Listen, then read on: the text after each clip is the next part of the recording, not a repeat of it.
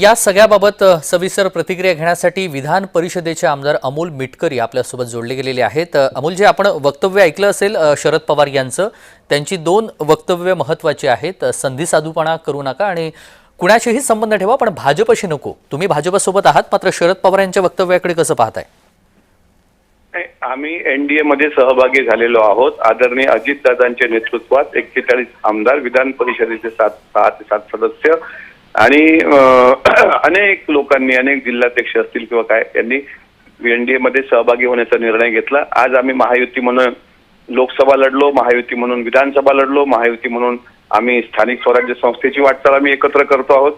आता राहिला प्रश्न पवार साहेबांनी केलेल्या वक्तव्याचा। साहेबांचं वक्तव्य आपल्या चॅनलवर पण मी ऐकलं, स्वतः पण मला अनेकांनी पाठवलं। यामध्ये साहेबांचं ते वैयक्तिक वक्तव्य आहे। साहेबांनी म्हटलं संधी साधू हा शब्द साहेब बोलले। त्यानंतर साहेबांनी आणखी एक सांगितले, तुम्ही म्हणता त्या पद्धतीने, की भाजप सोबत जायचं नाही। भाजप सोबत न जाण्याची साहेबांची भूमिका ही सुरुवातपासून राहिलेली आहे।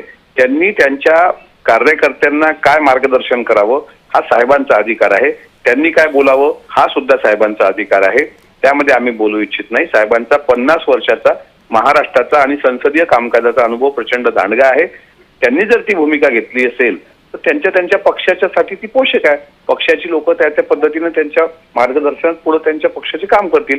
आम्ही त्यावर काही वेगळं बोलावं असं मला वाटत नाही।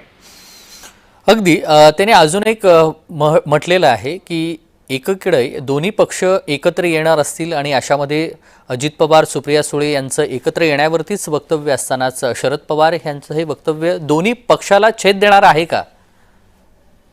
नाही, हे बघा, आम्ही एकत्र येणार आहोत की नाही हा कुठलाही प्रस्ताव आमच्याकडून तिकडे नाही, तिकडून आमच्याकडून नाही, असं स्वतः प्रांताध्यक्ष तटकरे साहेबांनी सांगितलेलं आहे।